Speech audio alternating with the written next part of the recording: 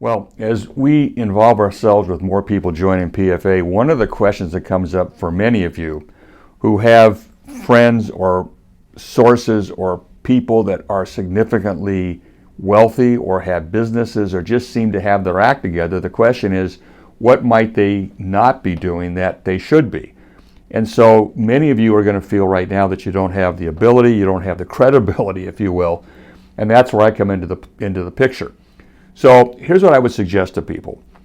When you approach someone that you're not sure about what they have or don't have, what I want you to think about are these people that if they knew something that would help them, would you want them to know it? So it's the whole concept of living benefits, except now we're saying if somebody could do something for their grandchildren, or if they could do some major Roth conversions, if they could do something that they may know about, and you help them, would that make you feel better, and would that be a value added? The problem you have right now is you don't have the credibility or track record to basically bring that up. So here's my suggestion. For those of you who have situations where you know the person, the relationship is good, and you think they're acceptable to hearing some new ideas, let's approach it this way. Say, John, I have known you for a long time. I've told you about this new career I started, and I'm basically moving into this whole issue of distribution planning, retirement planning, helping people have a successful life.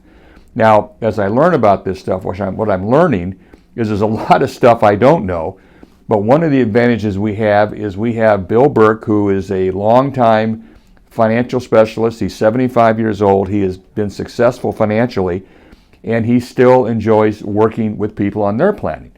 So what Bill does is very much like a guide or someone who is inspecting your home or something you want to make sure is okay. He basically has a conversation with people and finding out what they want to do, and is there anything that is out there that they should know about. Now, whether they do it or not, the question is, if they know about it, would they in fact change their mind or explore that possibility? So what I am suggesting to all of you, if you have that person, then you're simply going to say, let's call the client John. John, I've started this business. I have lots of stuff to learn, but I'm also learning that there's a lot of people out there who are successful, as I believe you are, who probably, if they knew some of the options available to them, might take advantage of it. But what I've learned so far is people just don't know what they don't know. So we're lucky to have a partner in Bill Burke, who has been doing this for the last 45 years.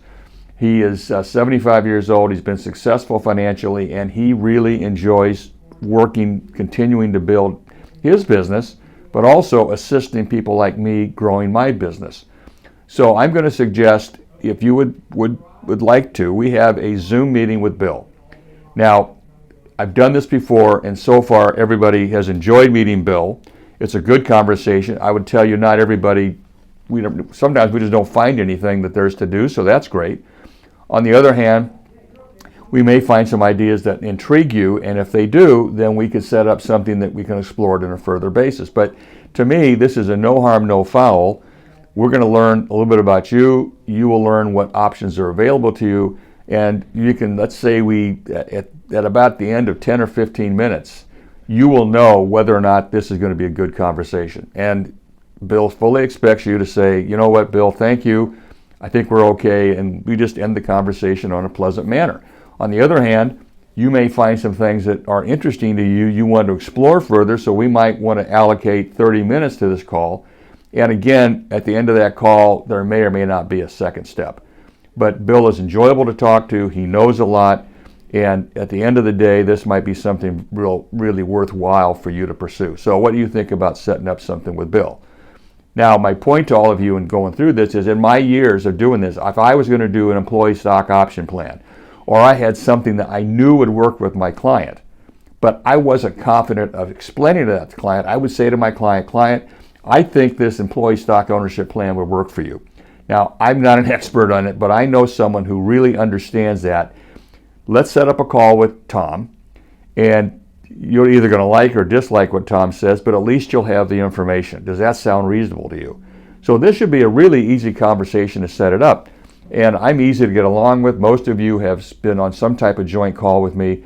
It's fun for me to do this. I think it's enjoyable, and it's a way for you to leap ahead and increase your production and increase your centers of influence and how to expand your business. So that's how I would approach it.